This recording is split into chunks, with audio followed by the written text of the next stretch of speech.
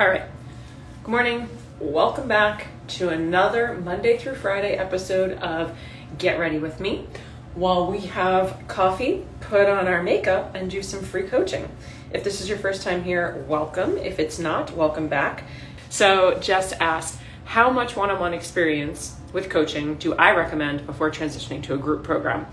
I love this question. I love this question. Here's the deal. I'm not like other coaches in this, where I might disagree with what other coaches are saying. And I personally think 0. You need 0 experience coaching people one-on-one before you can create a group coaching program or a course. Let me explain why. Okay, first of all, if you have one-on-one clients already, high five, that's amazing. And in certain aspects, you could be one step ahead of someone who doesn't have one-on-one clients, and let me explain why. If you have one-on-one clients already, in person or online, you most likely now have the ability to get feedback faster. What would another word be? You have the ability to get more feedback from the clients that you're working with. So volume-wise more and speed-wise faster, because you're currently working with clients. That feedback turns into tweaks and iterations. It turns into enhancements, changes, adding, deleting. What am I talking about? Your signature proprietary method. So when you're working with someone, whether you're working with them in a group capacity or a one-on-one setting, you're going to walk them through your process, your proprietary method, your system. And when you first start with one-on-one clients, what you're really helping yourself do is come up with what is that proprietary system, what is that framework? Because most of us take our clients, when we have one-on-one clients, we generally take them through the same steps. And so by working with one-on-one clients, you have the ability to refine your steps, refine your method, while at the same time simultaneously getting feedback from them, hearing what's working, what's not, seeing what's working, what's not. And then also one step further, that feedback then obviously can turn into client testimonials, case studies, and proof, right? Social proof, where you're getting people results. So if you have one-on-one clients, that's awesome. You potentially could be one step further ahead, because maybe you have a leg up on your framework and creating what that is. Maybe you have more testimonials in your arsenal, case studies, and social proof. Now, the reason I don't think that you have to start with one-on-one clients, oh my gosh, is for so many reasons. First of all, you might not want to have one-on-one clients in your business model ever. At Digital Business Evolution, my company, we always teach people to build their business around their life, not their life around their business. So if you're a person like me the last year and a half who does not want one-on-one clients, I don't want that in my schedule. I don't want that on my calendar. I love working with people. I've always had one-on-one clients, but over the last year and a half, I chose, because I always think about my life first, the season that I'm in, I didn't want to have more calls on my calendar. I didn't want to have more proximity to people. And I'm very fortunate to say right now, it was money doesn't matter. If you're willing to pay me, that's great. I'm just not interested in that being part of my day-to-day life right now. And so for this season, I chose the last year and a half to not have one-on-one clients. So if you're looking at your model, your business structure, and your life, and you're going, I don't really want one-on-one clients, well, then why the heck do you have to start with one-on-one clients before you can transition? If you don't want to be the person or the business that's trading their time for money, hour to hour to hour, then why would you start with one-on-one clients? If you know that you want to create a group, then I say go for it. Throw people into a group right away. What's the difference between you working with people one-on-one 5 hours out of your day, or working with 5 people in a small group 5 at the same time? You're still communicating with them. You're still figuring out your process and your framework. They're still giving you feedback. You're still going to get client results and tweaks. And this weird myth that clients can't get results in a group setting is such BS. And I have thousands of screenshots of evidence and social proof that says otherwise. Thousands of screenshots and social proof of people saying actually being in a group showed them what's possible. Being in a group gave them accountability and support that they weren't going to get otherwise. Being in a group connected them to like-minded people who were going through what they were going through. Because don't forget, oftentimes where you are today is not where your current client is or where your ideal client is. It's where they want to be, maybe. It's where they want to go. But a lot of times when you are further along in your transformation journey, whether it's whether it's weight loss, fertility, building a business, the gap between where you are and where your ideal client is gets bigger and bigger and bigger over time. And the bigger that gap gets, the less relatable you become, the less you actually remember how it feels to be in their shoes, the less you remember what the words were that you were actually saying when you were struggling where they're struggling. And so being in a group setting, and these are all marketing points, right? Being in a group setting gives them a community of like-minded people that are their peers. Of course, it's great to have a mentor or a coach or someone guiding you who's a step or two ahead, but to have someone in your shoes who are your peers is a whole different ballpark. So we've had so many clients tell us over the years, both in our programs and then in the programs that they're creating, that being in a group setting, small or big, is actually far more beneficial than being alone. It makes them feel less alone.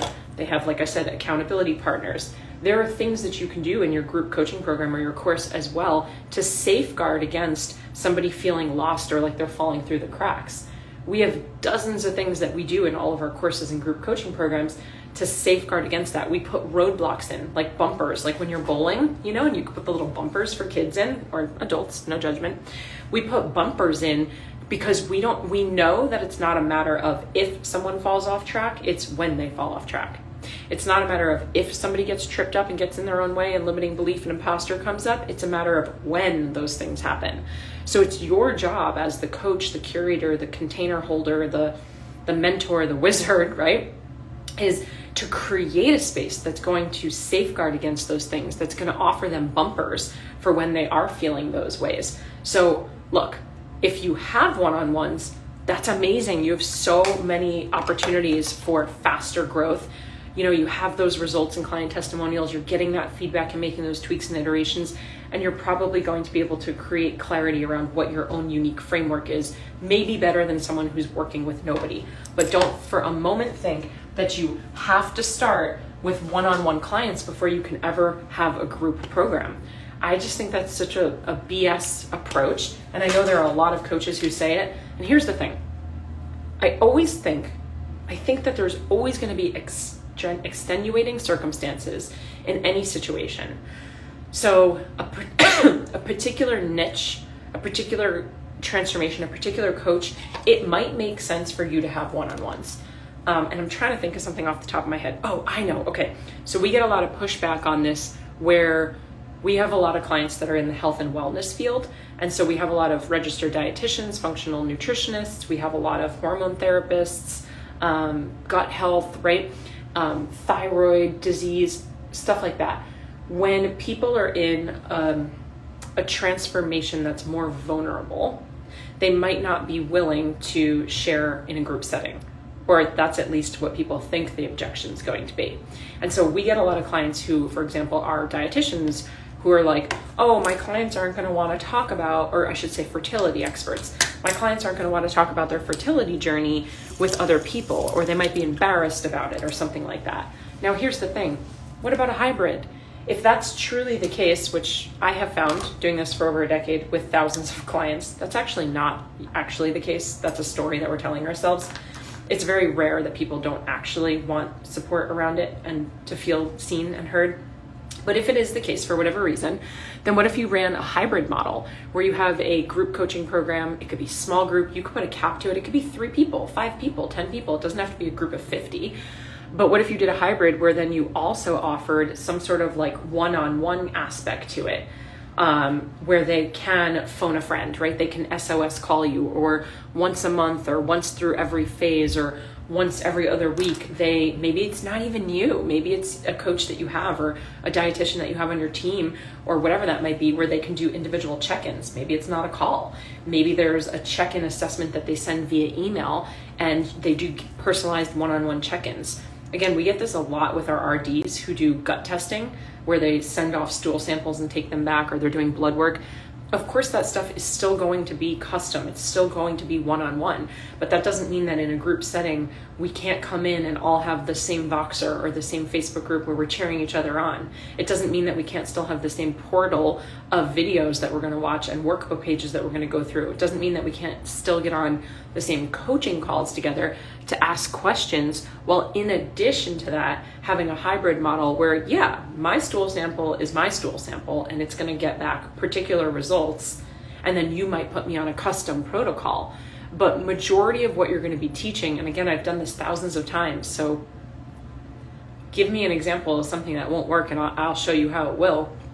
But most often the questions that your clients are going to be asking are not actually that custom. And the things that you're going to be teaching them, again, are not actually that custom. So they might be on a custom meal plan or supplement plan or have a particular workout protocol, but talking about if you should stretch before your workout or after applies to everybody. Talking about how to choose the right weight for you is going to apply to everybody. Teaching them how to shop in a grocery store is going to apply to everybody. And anything that you're teaching them and sharing with them, there can always be that little disclaimer, that little asterisk of, well, you know, if you're going through this particular thing right now, I'm not talking to you, or I'm sending you your custom plan through email this week, so make sure that you read through that thoroughly.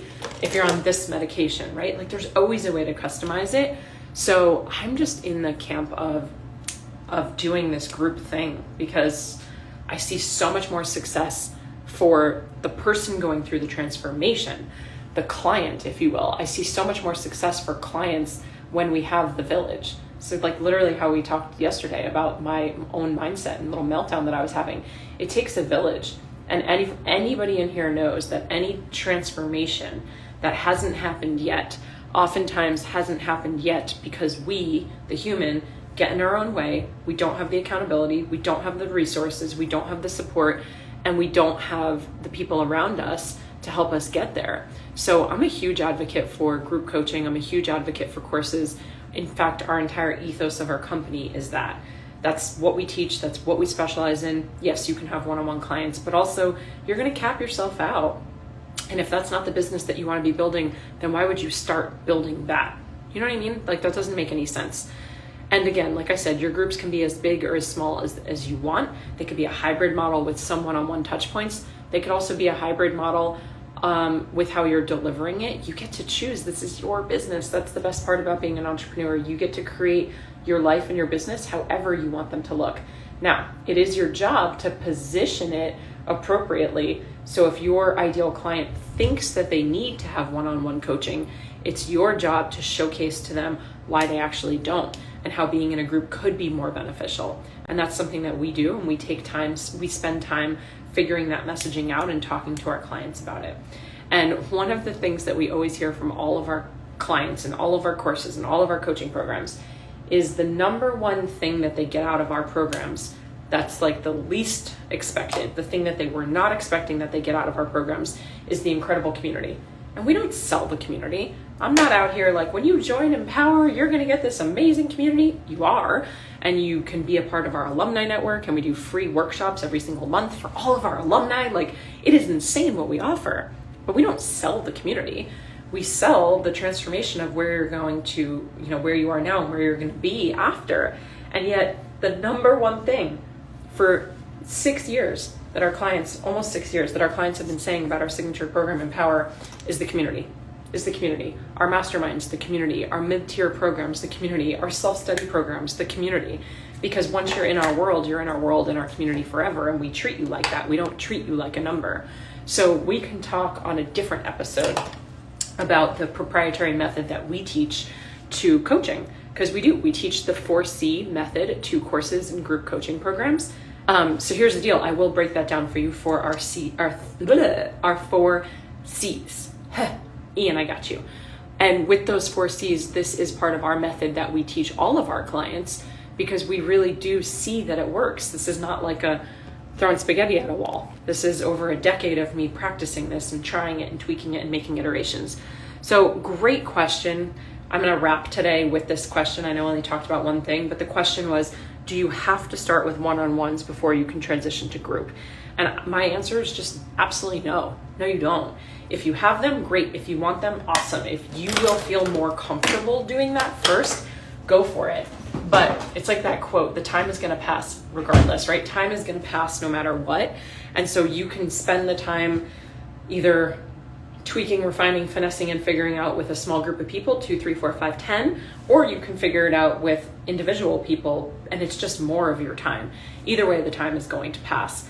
The other thing that's going to happen is when you have a group, no matter how big the size of the group is, there's group think that happens. There's group mentality that happens. So on one hand, we're talking about they're going to have support for one another and accountability for one another and everything.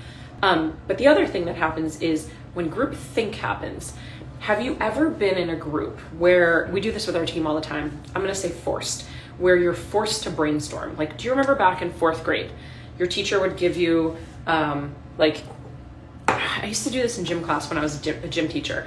Like, here's a pool noodle and a scooter and a rubber chicken. You have to figure out how to get your team from one side of the gym to the other side of the gym, but your feet can't touch the floor and you can't send more than one student across at a time, right? Like, there's crazy rules.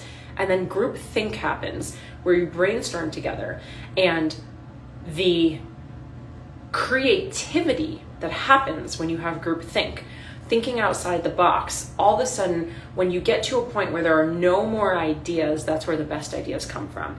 And I would watch the minds of these little brains when I was an elementary school teacher popping off, right? So first it's like, we're going to push everybody across on the scooter, and then it doesn't work. And they're like, okay, now we're going to use the rubber chicken to pull people across. Wait, we're not allowed to touch our feet. And by the end of class, they've now realized, this would happen every year, they've realized that part of the rules were not that they couldn't work with other teams. So now when they were initially in groups of 3 or 4 kids, by the end of class, they're like, wait a minute, Miss Glazer, Mr. Rose, whatever my name was at the time, she didn't say that all 25 of us couldn't work together. What if we click all of our scooters together, and now we have 6 scooters in a line instead of 1 scooter, and we can get that much further across? And the little brains would pop. When you have people in a group, the same thing happens to us adults. You get this group think mentality, this think outside the box. Yes, we can support each other and you got it, go for it, keep going when you're having a bad day. But you also get this incredible incubator of ideas. You get this incubator of, wait a minute, have you thought of this? Hold on, I have this resource. I know this person. Let me share this with you. Have you listened to this podcast? Did you know about this thing? I tried this and it worked really well. And so what also happens, this is not about you doing less work. It's not about you kicking your feet up and eating bonbons. But what happens is they also start to help one another in this incubator where it removes some of the pressure from you. And again, I don't mean as the coach, but the pressure in your eyes as the coach, thinking that you're responsible for their results. Because again, topic for a different day, there's a misconception that you, the coach, you, the service provider, you, the personal trainer, the doctor, the whomever, are responsible for your client's results. And the crazy thing is, you're not. That's a tough pill to swallow, because we service providers feel oftentimes that it's our responsibility. And if my client doesn't get a result, it's my fault. And then if it's my fault, I can spiral, like we were talking about yesterday, into the mindset of, am I even good enough? Am I worthy? Am I loved? Am I valuable? Should I be doing this? I attach it to my ego and my worth, and that drags me down. But the reality is, that is not my job. And that's a tough pill to swallow, and I say it all the time, because when you invest in one of my courses, coaching programs, or masterminds, when you invest in something that I've created or built, you're not actually investing in me. You're not actually investing in my program, my method, or my framework. I know you think you are, but you're actually investing in yourself. And that's the reason why people don't do it. That's the reason why people stay on the fence for so long. That's the reason. Because if I invest in myself, if I take a chance on myself, if I call my own shot, if I take a shot on me, if I invest in me, if I say yes to me and my future me, who becomes responsible? I'm going to give you the answer. If I take a shot on me, I become responsible. Well, what the heck? What human wants to take responsibility for their own actions? Not a lot of us. Because do you know what that means? That means that if I stop halfway through, if I fall off track, if I don't stay in integrity and follow through with what I said I was going to do, if I let the bad days, the hard days, or the mindset stop me, block me, and I become the bottleneck, hi, it's me, I'm the problem, it's me, Taylor Swift said it, then it's my fault. And if you're an adult and you're a human, there's a pretty good chance that you at some point in your life have self-sabotaged already. You've broken integrity and broken your word to yourself already. You've quit something, didn't finish something, started something already. And so we don't fear investing in the coach or the program or the framework. We actually fear investing in ourselves. Because when I know that I've committed and I've invested in myself, then it means that I have to show up.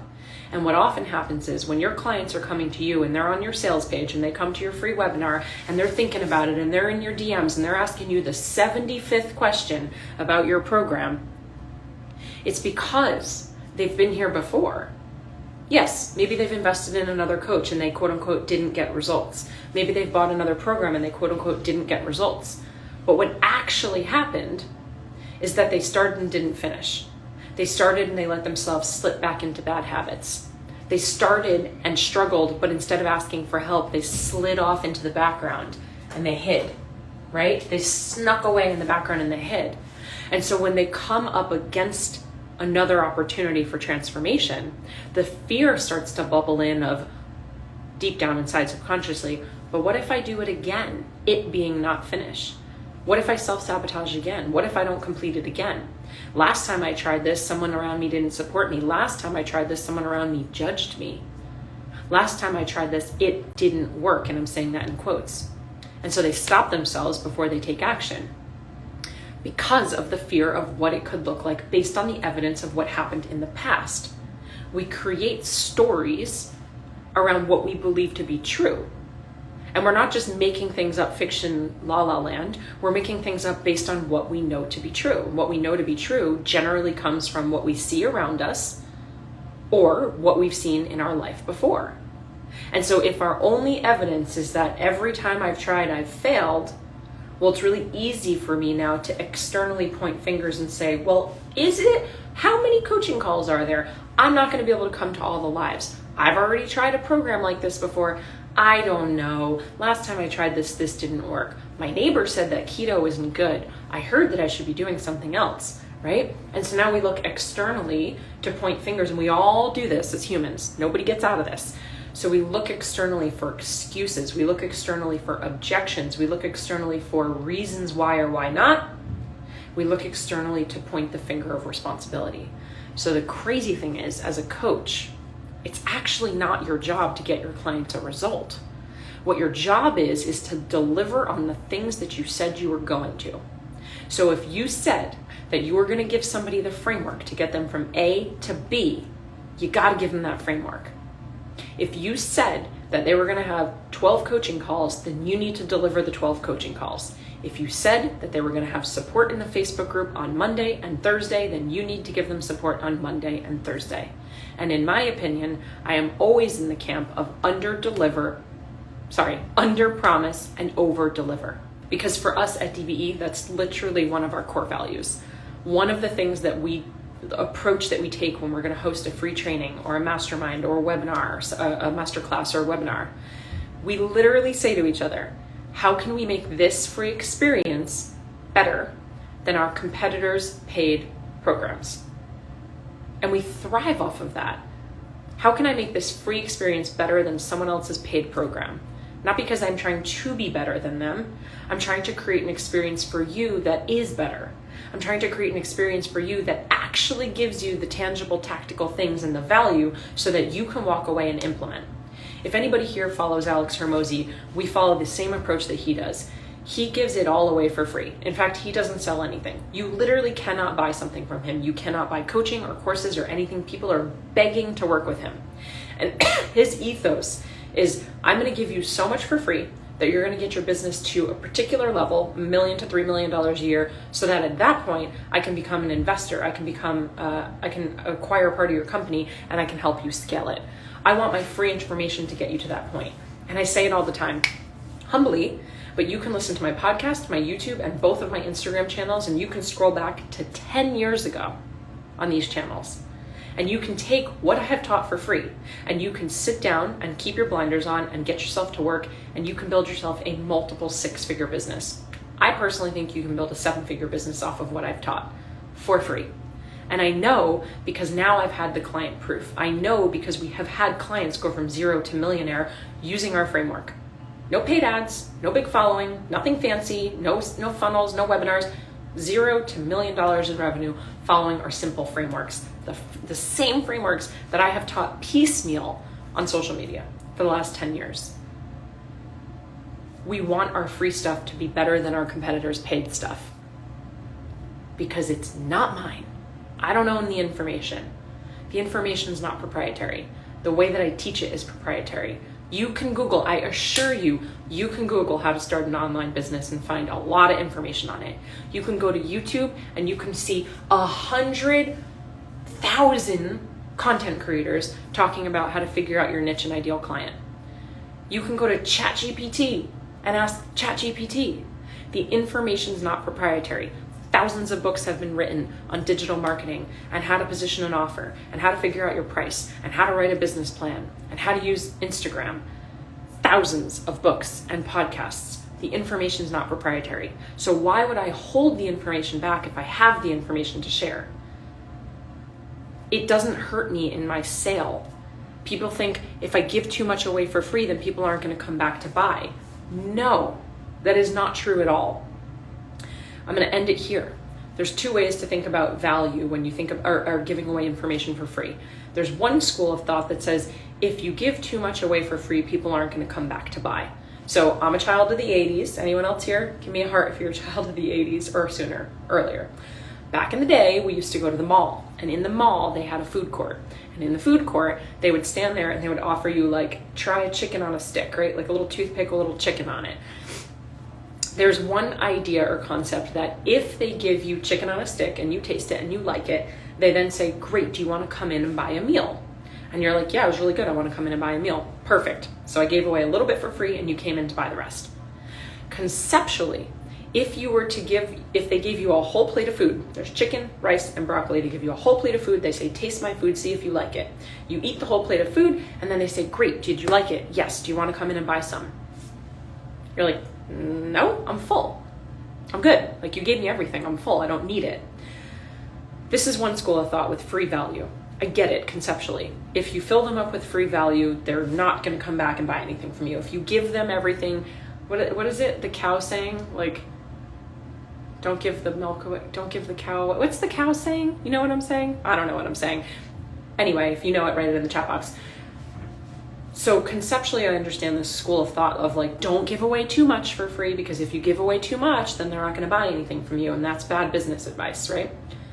Here's the other school of thought.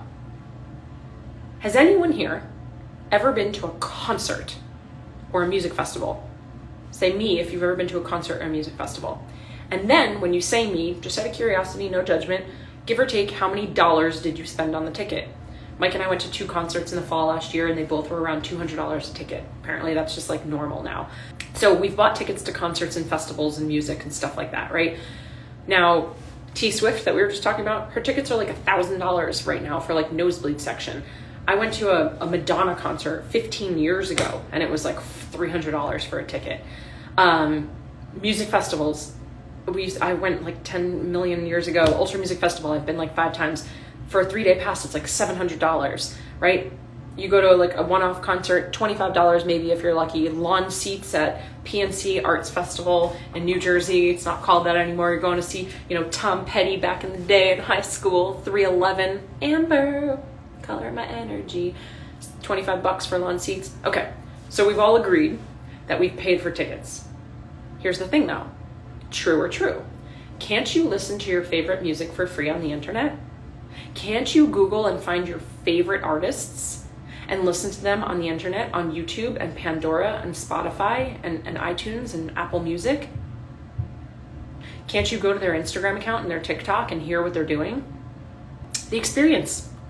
You cannot argue that me listening in my earpods in my basement is not the same thing as me going to a music festival and everybody's dancing and dressed up and there's pyrotechnics and light shows and the experience. You go for the community. You go for the vibe. You go for the hopes that they're going to do some special encore. You go for the really good food or the really bad food. You go for the memories that you're going to create with the people. You go to be dancing around other people. You go for the random drum circle outside. You go for the pregame in the parking lot. Okay, so here's the other school of thought. I can still give you everything for free, Pandora, Spotify, Apple, iTunes, YouTube, and yet you're still going to pay for it. If you see the value in what I'm selling, if you see the value in the concert, you buy the ticket. If you see the value in bringing your 10-year-old daughter to her first concert and knowing that when you see her eyes light up when the dancers come out on stage and the rain falls down and the pyrotechnics go off, that memory, that core memory that you're going to anchor in, that vision of her seeing that for the first time is worth the money that you're going to pay. So when you see the value in something, in an experience, in the transformation, in the memories, you pay for it. So I don't worry that when I give it all away for free, you might not come back and buy. That's not even my intention for giving it away for free. My intention for giving away my content for free is to help you. Everyone talks about wanting to help other people and then they're so worried about making the money. That's not how it works. I'm going to help you, and if you want to buy one day, cool. And if you don't want to buy one day, cool. If you get something out of it, I've helped you. If you share it with someone else and it helps them, I've helped. If you're just like, I don't like you, you're not my vibe, I've helped. I've helped you get clarity. If you want the full experience and the memories, you want the support and the accountability, you want to have that person in your back pocket to ask a quick question to, you want to connect on a deeper level, well then you can come into my world and you could totally pay to be in one of my programs or courses, but I'm going to love you either way. And I'm going to show up and I'm going to provide value every single day, regardless of the sale. There is nothing more painful than being a prospect. Like when you are the person that is maybe going to join and you don't join, and then that person ghosts you. That is the shittiest feeling. Like they're all up in your DMs and they're liking your stuff while they're in their launch and they're talking to you and they're answering your questions in DMs, and then you don't buy and poof, you disappear. As Joe Dispenza says, like a thief in the night, you just disappear. It's like you don't matter anymore. That is such a garbage feeling for somebody. I don't do that. I don't care if you buy or you don't buy. I'm not here to sell, I'm here to serve. And with my service comes oftentimes invitations. You want to come to the party, you can come. If you don't want to come, you don't have to come. I'm not forcing you to come. I'm not going to be mad at you if you don't. And I'm always going to meet my prospects where they're at. I say that in quotes. If you need more time, take more time. If it's not the right fit for you, it's not the right fit for you. If I'm not the right coach for you, I'm not the right coach for you. But I will gladly continue to share and show up every single day, regardless of what you do or don't do. Because it's not about if you buy. It's about me showing up and sharing value, as I've promised. Integrity, sticking to my word. This was a good one. Like, I'm gonna say it. This was a good one. Jess, you came in hot with a great question, and I just ran with it. So I hope you're all okay that I went off the cuff here, and I just kind of had my own little soapbox moment. That's what you get when you come into my world. You don't have to be in the DMs with people, but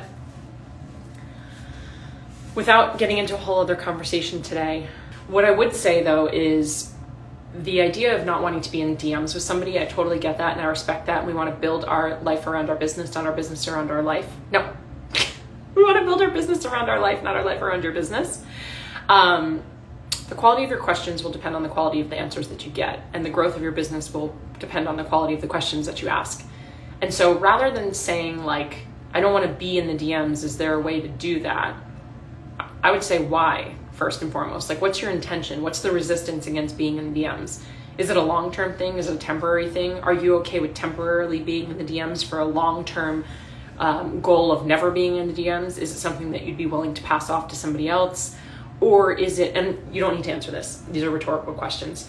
Is this something where you're like, well, I see other coaches on the internet who say that they're not in the DMs, or they don't create sales pages, or they don't do sales calls, and that seems nice, and so I want to have that type of business? Because here's the thing, for me, I get it. I don't want to spend a ton of time in the DMs because I have other things to do as well.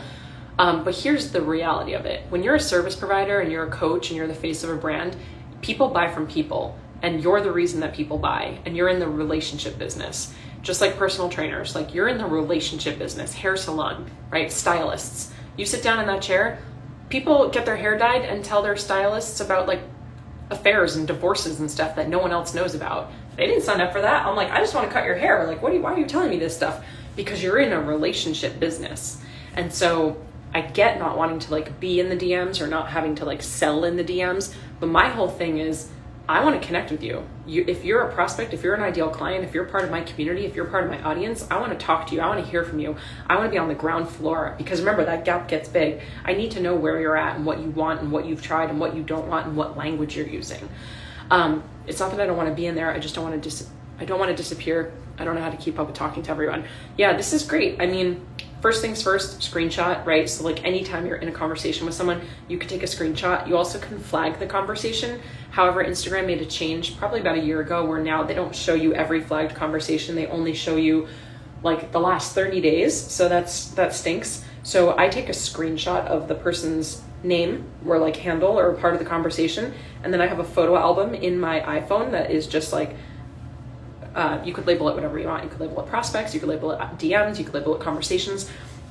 And that way I know I can always circle back. I also will remind myself in my calendar, like literally circle back to this person, spend 10 minutes in the DMs today. And then I can go back to my pictures and see like, who was I talking to? This is also something that over time you could outsource. You also can use a platform or a app or like a bot or a widget or whatever called ManyChat. So ManyChat, if you were to DM me a particular word right now, I have a chat set up that's going to send you a link. So if you were to DM me the word scale, it's automatically going to give you a link to our free training for next week. Now, I don't have to go give you the link, but obviously I want to follow that up with a conversation, a real person, me being like, I'm so excited you're coming. What questions do you have? But what I would say is your approach to social media, you collective, not you, Lori, but like you collective, is that my approach to social media is I clock in and I clock out. It's part of my job. Social media is part of my job. It's inside the marketing department. Marketing department is one department in my business. And so like any other job, I clock in and I clock out. And for me, it might be 20 minutes in the morning and 20 minutes at night. And I come in and I do what I need to do. I engage, I post, I talk to people, I leave. I don't scroll around. I don't. Not on Instagram, at least. TikTok, I totally do. But if you can clock in and clock out and have that relationship with yourself, with your social media, it's going to be very different. Having an Instagram account is not the same thing as having a business. Scrolling around for inspiration is not going to make you money. It's not going to help other people either. So just getting like really tight with your boundaries on social media and how you're approaching it and what you're doing and all of that is going to be really huge. But I'm not really the coach to say, don't be in the DMs, because it's still me. Even when I had 26,000 followers, when we have a team of 14 people, when we're doing X amount of dollars per year, it's still me in the DMs. I don't outsource it. I'm in the conversations. I think it's the heartbeat of the business. It's the most important part of the business is the relationships. The most important part of the business is that I know who I'm talking to, who I'm working with, and I know everything about them. The most important part of the business is that I understand from the ground floor what people need, what they don't need, what they've tried, what they're struggling with, right? When you come into my world, I know your spouse's name, I know your kids' names. Leslie, she just jumped on. She's got 2 kids. She works 35 hours a week as an in-person personal trainer. She's got an online business. She's hosting a webinar right now. How do I know that? Because she's one of my clients. When you're in my world, I know about you. I know your dog's names because I care. So for me, like, I think you should be in the DMs. There's a difference between being in the DMs all day and running your business in the DMs and having to be in the DMs to make money. And then there's a difference between like just being in the DMs to create relationships. Yeah, no, I'm not getting you wrong. Yeah, more organized, screenshots, flags, clock in, clock out, 10 minutes here, 20 minutes there. Don't scroll around, don't get caught up, just come in, do what you need to do and leave. Okay, I am like way over time today. This was a good one. I appreciate y'all so much. If you didn't know, I do these every Monday through Friday. They're at all random times, generally in the morning when I'm getting ready for my day. Free coaching over coffee. Come with your questions. Ask anything. You see what happens. We had one question and we went off the rails and it was so good today. I don't save these to my Instagram for more than about 48 hours. So someone asked before, will this be up? Can you catch the beginning of the replay? You can, but I will tell you right now, it will be gone by Saturday or Sunday. We remove them every single week. We do take some episodes and pop them back up onto our podcast, Digital Business Evolution. So you can go over there. We do 3 episodes a week over there, solo, mic drop, interviews, and then some of these quick little get ready with me's as well. I'm so grateful for you being here, and I end every episode the same way. So thank you so much. As always, cheers to your evolution. Thank you so much for tuning in. If you loved this episode, I invite you to be a part of our ripple effect and share it with a friend. And please, if you feel called, take 30 seconds to leave a 5-star review, and I'll be forever grateful. Until next time, cheers to your evolution.